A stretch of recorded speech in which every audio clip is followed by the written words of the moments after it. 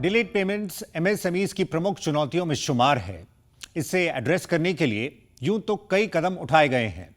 इनका ग्राउंड पर किस तरह से असर देखा जा रहा है और कुल मिलाकर इस मोर्चे पर तस्वीर कैसी दिख रही है, इसका हम लेंगे जायजा। दरअसल कुछ दिन पहले डिलेड पेमेंट्स को लेकर तीसरी रिपोर्ट जारी की गई है।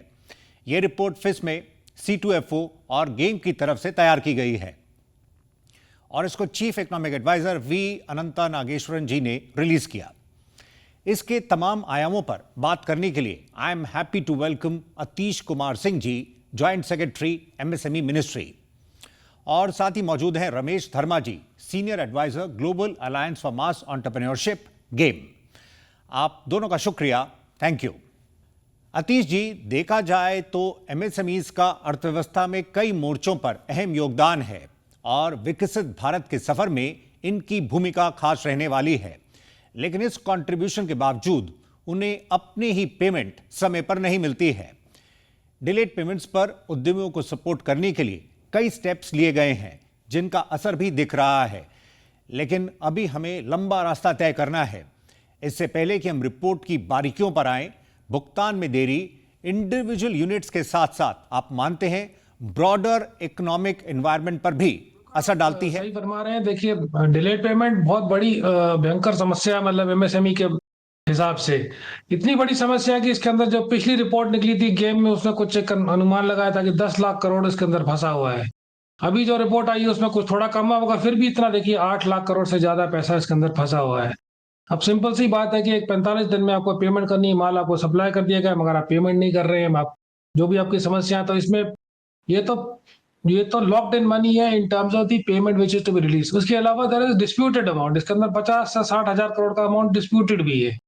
तो ये सब बड़ी बड़ी समस्या है जिसके अंदर हम लोग काम कर रहे हैं। भारत सरकार इसमें पूरे जोरों शोरों से वो ठीक करने की प्रयास करने में लगी हुई है। आप अगर देखेंगे कुछ दिनों पहले ट्रेड जो एक सिस्टम चला रखा है, उसके अंदर नए नए revolutionary kind of changes have been brought in. Now the TReDS platform के अंदर हम लोग आपको non financing pass through mechanism भी स्टार्ट कर दिया गया है, इंश्योरेंस भी चालू कर दी गई है, रीडिस्काउंटिंग भी चालू कर दी गई है। तो एक ट्रेड्स को सरकार ज्यादा पुश दे रही है ताकि इसके अंदर डिलेड पेमेंट का सोल्यूशन बहुत अच्छा, सबको एक्सेप्टेबल है, विन विन सिचुएशन है। बायर को भी फायदा, सेलर को भी फायदा और बैंक और फैक्टर को तो फायदा है ही। इसके अलावा दूसरे सिस्टम भी हैं, अगर आप देखें जैसे कि एक बिल डिस्काउंटिंग, बैंक्स के अंदर एक बिल डिस्काउंटिंग सिस्टम चलता है, एक अपना एक डायनेमिक डिस्काउंटिंग करके सिस्टम चलता है। आइए अब रमेश जी का रुख करते हैं।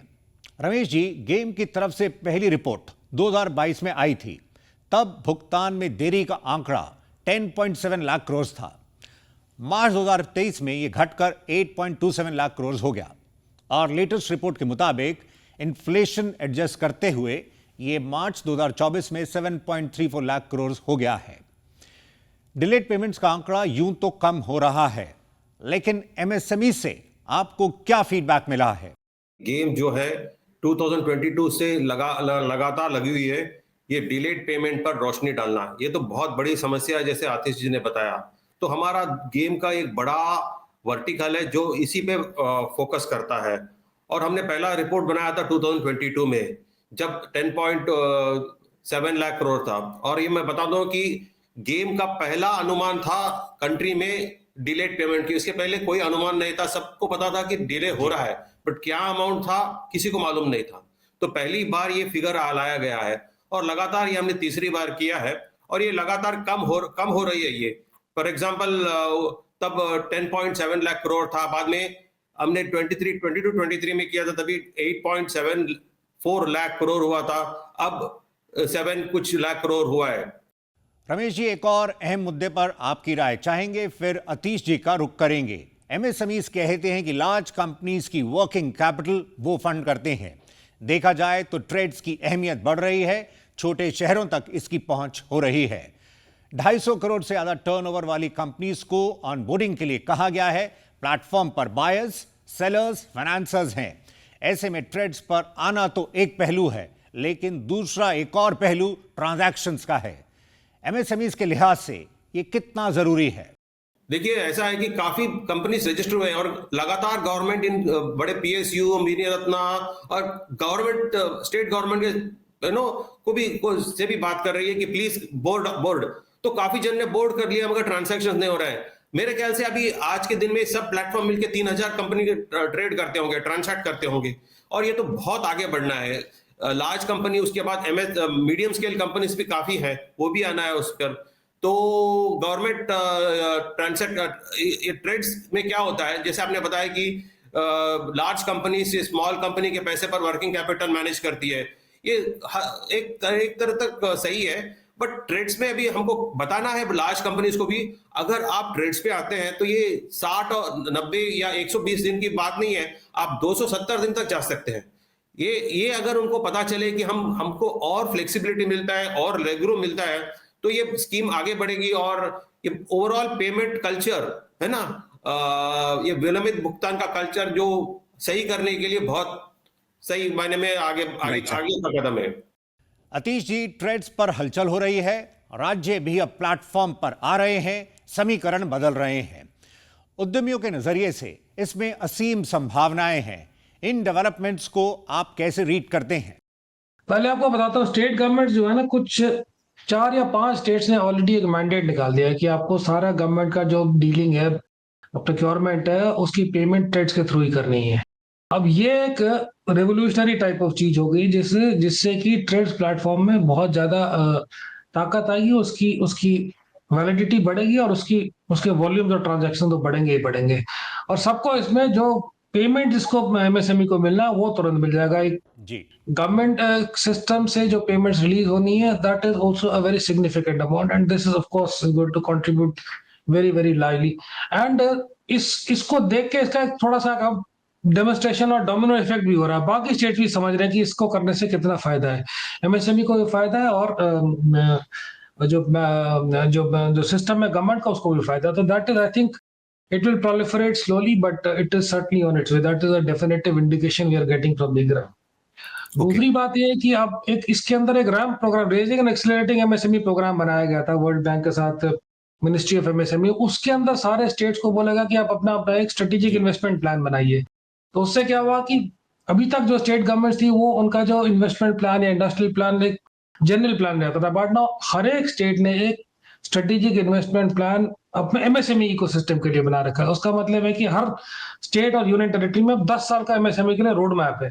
और मैं आपको बताऊं, क्योंकि मैं तो यहाँ से सेंट्रली डील कर रहा हूँ, मैंने हर एक स्टेट में ट्रेड्स और डिलेड पेमेंट बिल्कुल सेंटर ऑफ द डिस्कशन में आ चुका है। So that itself is a great thing to happen in this country. Atish ji, report बता रही है कि जहां एक तरफ राज्य सरकारें ट्रेड्स पर ऑन बोर्ड हो रही हैं, लेकिन सीपीएसईज का अडॉप्शन लिमिटेड है। ऐसे में फेड ट्रांजैक्शंस को बढ़ावा देने के लिए क्या करना होगा? सीपीएसयू से डिपार्टमेंट ऑफ पब्लिक एंटरप्राइज से हमारी लगातार एंगेजमेंट चल रही है। हम लोग उनसे बात करते रहते हैं कि इसमें कैसे सबसे कितना मैक्सिमम हम लोग वॉल्यूम ला सके। कुल मिला के अभी जो जितनी भी कोई 450 के करीब सीपीएसयूज हैं, उसमें जो मेजर मतलब जिनका जो मेजर प्रोक्योरमेंट होता है, about 90 to 95% of those companies have already onboarded the TReDS platform. बाकी है उनका उतना गवर्नमेंट प्रोक्योरमेंट है नहीं। तो it is important to talk about जो 95% जो गवर्नमेंट ट्रांजैक्शन प्रोक्योरमेंट करती है वो लोग सारे आ चुके हैं। That is important to bear in mind. ये कोई जरूरी नहीं कि 450 आए, क्योंकि बाकी कर ही नहीं रहे। तो सबसे पहली बात तो ये। दूसरी बात है कि आप आ तो गए, आप ट्रांजैक्शन क्यों नहीं कर रहे हैं, इसको समझना जरूरी है सबको। इंपॉर्टेंट प्रॉब्लम ये है कि हर एक सीपीएसयू ने एक अपना एक वेंडर मैनेजमेंट सिस्टम बना रखा है या उसमें एक इन्वेस्ट कर रखा है। So they have been operating through that historically certain, and उसमें सब लोग कंफर्टेबल है, उसके अंदर बायर भी कंफर्टेबल है, सेलर भी कंफर्टेबल है, तो उसी के थ्रू सारा कुछ चल रहा है। But that is what I am saying. जब मैं जितने भी ट्रेड्स के प्लेटफॉर्म के प्लेयर्स हैं और जो बाकी स्टेक होल्डर्स, मैं बोलता हूँ आप ये देखिए सिस्टम बना रखा है, सब लोग कंफर्टेबल, मगर अगर ट्रेड्स के जो ऑपरेटर्स हैं नए फाइनेंशियल प्रोडक्ट्स नहीं बनाएंगे, नई चीजें नहीं बनाएंगे, तो then nobody will move out from this ना। सब कंफर्ट जोन से आपको बड़ी और बढ़िया चीज मिली तभी तो आप बाहर आओगे। रमेश जी, पेमेंट्स में देरी का सबसे ज्यादा असर माइक्रो उद्यमियों पर होता है। अनिश्चित माहौल में आपको स्पेशल मेंशन अकाउंट यानी एसएमए अकाउंट्स पर उद्यमियों ने क्या शेयर किया है? क्योंकि एक अच्छा ट्रैक रिकॉर्ड होने के बावजूद कई बार रीजंस उनके खुद के कंट्रोल में नहीं होते हैं और ऐसे में टाइमलाइंस लागू हो जाती हैं जो उनकी मुश्किलें बढ़ा देती हैं और बिजनेस कंटिन्यूटी पर सवाल खड़े करती हैं। इस पर आप क्या नजरिया रखते हैं? एसएमए सिस्टम जो है ये आरबीआई ने लेकर आया था कि to keep an oversight on the funding और दी कितना delayed receipts to the banks है, इसके लिए उसको 0, 1, 2, 3 क्लासिफाई किया गया था। तो मगर बात हो रही कोविड के बाद से नई बात शुरू हुई कि एसएमए 1, एसएमए 2 बहुत प्रेशर डालता है एमएसएमई पर, और हमारे राउंड टेबल्स में काफी यही मेन इश्यू आया कि एसएमए को थोड़ा एक्सटेंड करना चाहिए, अप टू 180 डेज जाना चाहिए एनपीए का डेफिनेशन को। तो ये आरबीआई ने कंसिडर कर रही है। अभी ऐसा है कि देखिए कि अभी ज्यादा आप टाइम देंगे तो रीपेमेंट कल्चर खराब हो जाता है। तो it's a very fine balance, कैसे करना है between prompt payment and giving more time. और क्या होता है कि जब टाइम मिलता है तो एमएसएमई रिकवर भी नहीं करते। हमने देखा, मेरा जो एक्सपीरियंस है 37 years experience in the MSME sector, ये एमएसएमई का एक उनका जो खुद का ये होता है, क्या बोलते हैं, to recover the money, to cash flow management काफी पुअर होता है। वो लोग मोस्टली सेल्स पे करते हैं बिकॉज वन मैन शो होता है, सेल करते हैं और रिकवरी के बारे में बात ही नहीं करते, रिकवरी के बारे में ध्यान ही नहीं देते। तो इससे क्या होता है कि एक सिस्टम हो गया, उनको पता चला कि अभी एसएमए 0 से 1 जाएगा, 1 से 2 जाएगा, तो they focus on recovery also. It's very important, but देखते हैं आगे आरबीआई कितना राहत देती है इनको।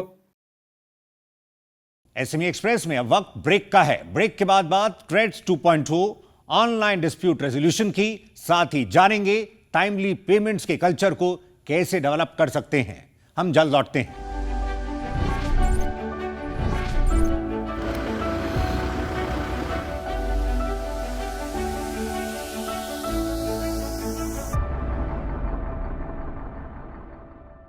Welcome back. आप देख रहे हैं एसएमई एक्सप्रेस। आज बात एक्सेस टू फाइनेंस और टाइमली पेमेंट्स की।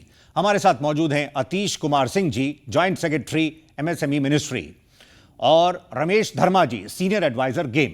आइए बातचीत को आगे बढ़ाते हैं। अतीश जी, आगे चलते हुए माइक्रो, स्मॉल, मीडियम एंटरप्राइजेस को ट्रेड्स प्लेटफॉर्म से आखिर क्या उम्मीद करनी चाहिए? आप ट्रेड्स 2.0 पर काम कर रहे हैं। क्या जीएसटी और उद्यम के साथ इंटीग्रेशन इस प्लेटफॉर्म को और मजबूती दे सकता है? ट्रेड्स 2.0 में 2 मेजर चीजें मेरे को लगता है करने की जरूरत है और उसी पे हम लोग काम कर रहे हैं।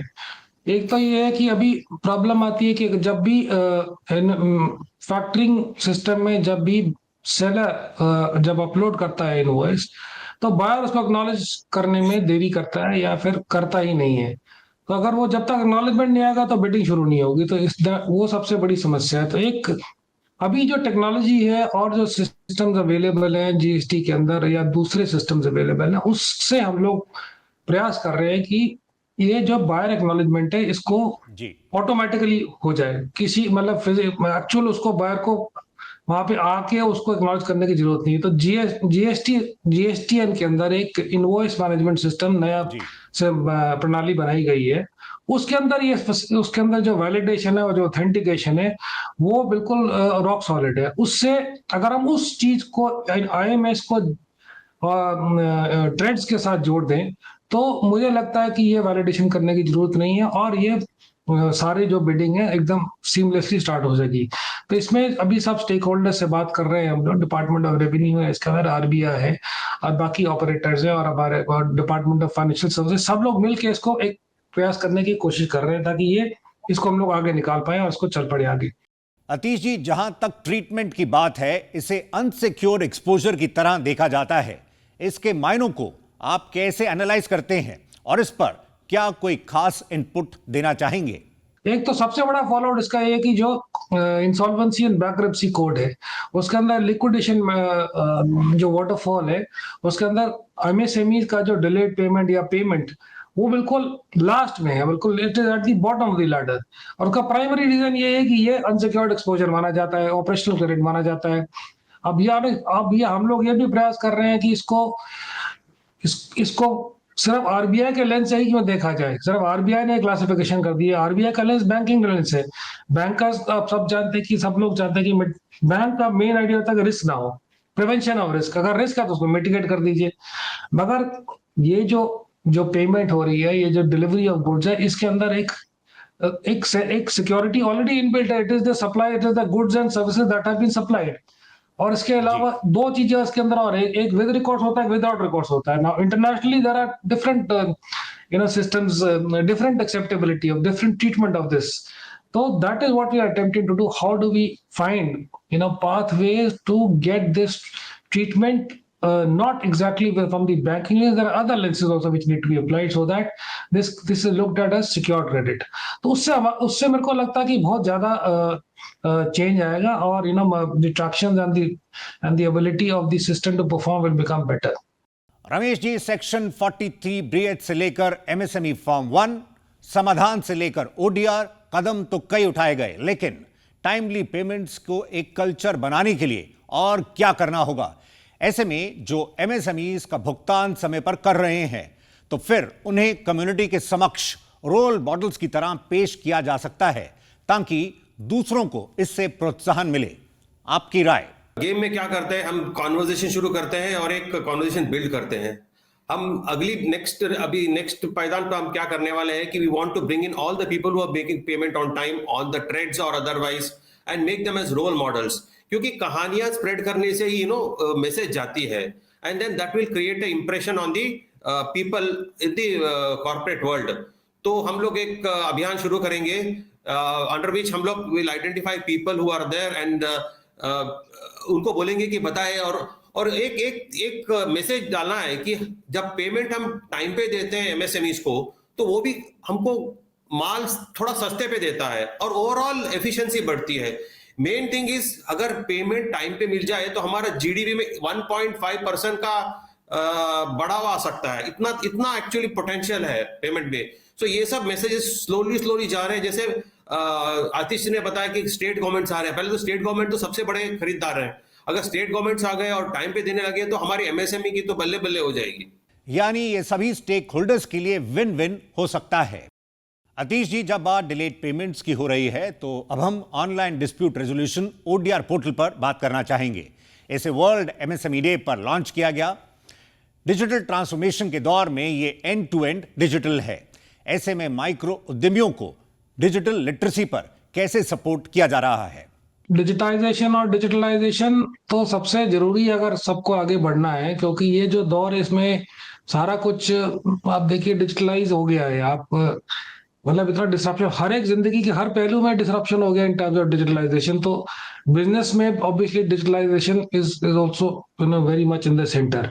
अब इसमें समस्या ये है कि जैसे मैं हमेशा कहता हूँ कि the MSME business community has is faced with the 5 primordial questions, with respect to digitalization. What, when, why, how. Now, why का आंसर उसको मिल गया कि मेरे को अगर मैं नहीं जाऊंगा तो मैं फंस जाऊंगा, मैं धीरे हो जाएगा, मेरा बिजनेस आगे नहीं बढ़ेगा। मगर व्हाट, व्हेन, हाउ, वो सब उसको अभी नहीं पता answer.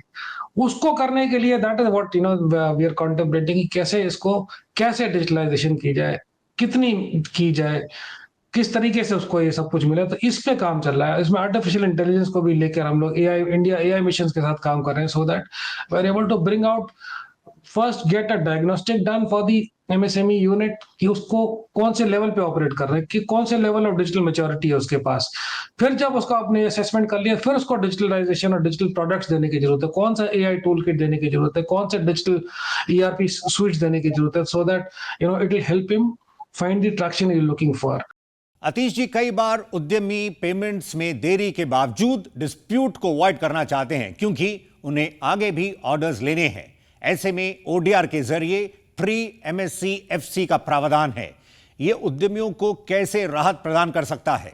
Online dispute resolution system समाधान एक पुराना सिस्टम चलता था जिसके अंदर जो भी डिलेड पेमेंट की डिस्प्यूट होती थी उसको ट्रैक करता था, मगर अब हम लोगों ने पूरी प्रोसेस को एंड टू एंड डिजिटलाइज कर दिया है।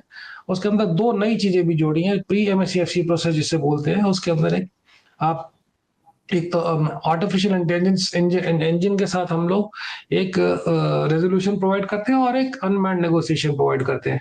ये जो चीज बनाई गई है बहुत इंपॉर्टेंट और बहुत थोड़ी नुआंस्ड है, which I would like to explain. देखिए, समस्या ये है कि अगर एमएसएमई ने किसी बायर को सप्लाई किया माल और बायर ने पेमेंट नहीं की और उसमें अगर विवाद हो गया, डिस्प्यूट हो गया और उसने उसको कोर्ट में घसीट दिया एमएसएमई ने, तब वो he has you know kind of it is suicidal for him, क्योंकि उसको अगला ऑर्डर नहीं मिलने वाला। अब उसने लड़ाई कर ली उसके साथ, अब अगला उसको ऑर्डर नहीं मिलेगा, या कुछ और, या उसका टोन डाउन हो जाएगा।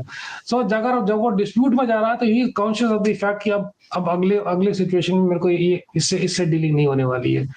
मगर जो ओडीआर पोर्टल के अंदर जो प्री समाधान प्रोसेस है, उसको हम लोग फ्रेंडली रेजोल्यूशन प्रोसेस कहते हैं। उससे क्या होता है कि आप एआई इंजन से या अनमैन्ड नेगोशिएशन से एक आप सेटलमेंट टाइप करते हो, और वो सेटलमेंट भी फ्रेंडली है, उसका ऑर्डर अगला भी मिलने वाला है, उसने झगड़ा नहीं कर लिया, उसको तंग नहीं कर लिया, दोनों ने मिलकर इट्स म्यूचुअली डिसाइडेड डिसीजन। तो I think that is a very important feature of this new system. देखिए मतलब डिजिटलाइज तो हो ही गया, प्रोसेस सस्ती भी होगी, अब दफ्तर आने की जरूरत नहीं है, डॉक्यूमेंटेशन सब कुछ ऑनलाइन हो गया, कॉस्टिंग कम हो गई, यस, और ऑर्डर मैनेजमेंट भी अच्छा हो गया, सारा कुछ स्ट्रीमलाइन हो गया। तो वो तो that is obviously the thing which was we were attempting to do, but this is I think the bigger thing. The pre MSC of FC process offers you friendly resolution. SME express के session में इतना ही, पर timely payments और access to finance के कई और जटिल पहलुओं, रिपोर्ट की फाइंडिंग्स पर हम अगले सेशन में फिर आपसे मुलाकात करेंगे। फिलहाल अभी के लिए आतिश कुमार सिंह जी और रमेश धर्मा जी, आप दोनों का शुक्रिया, थैंक यू। और अंत में हम आपको बताना चाहेंगे कि आपके पसंदीदा कार्यक्रम एसएमई एक्सप्रेस को एमएसएमई क्षेत्र की बेहतरीन कवरेज के लिए अवार्ड से नवाजा गया है। चलते हुए एक नजर अवार्ड समारोह पर।